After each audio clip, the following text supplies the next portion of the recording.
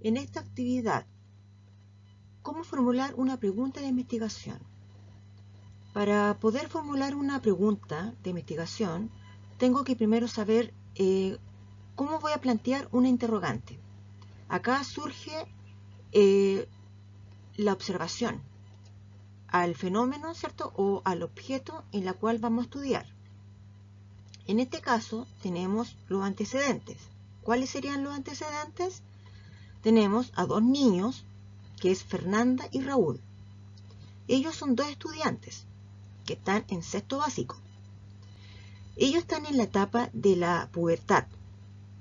Ellos notaron que desde que están en cuarto básico a la fecha han comenzado a experimentar cambios físicos en su cuerpo, que son muy evidentes, como por ejemplo, les aparecieron granitos, les apareció acné en su rostro. Acá tenemos que formular la pregunta de investigación que se relacione con los antecedentes que están planteados. Para poder analizar los antecedentes que están descritos, la pregunta del paso 1 dice: ¿qué características físicas observaron Fernanda y Raúl? Ellos observaron, ¿cierto?, que les notaron que le empezó a aparecer acné en su carita, a los dos. ¿En qué etapa de la vida se encuentran? Ellos están en la etapa de la pubertad. En el paso 2 tenemos que identificar las variables presentes en los antecedentes descritos. A partir de los antecedentes que ustedes, ¿cierto?, describimos, ¿qué variables deberían considerar estos estudiantes? Tenemos acá dos variables que ellos tienen que considerar. Hay dos preguntas que son fáciles para ubicar las variables, las características. Primero está la pregunta de qué características físicas.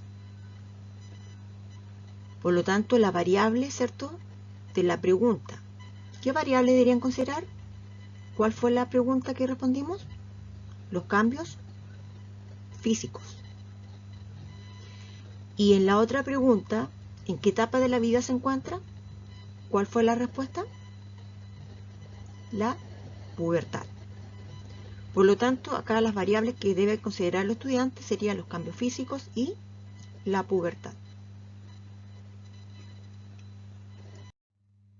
¿Cuáles son las variables dependientes e independientes de esta investigación? Tenemos que saber que las variables dependiente e independiente es la efecto causa. O sea, en el caso de la variable independiente sería la causa. ¿Cuál es la causa? Del caso de los niños sería la causa de la pubertad. ¿Ya? En la pubertad suceden varios cambios.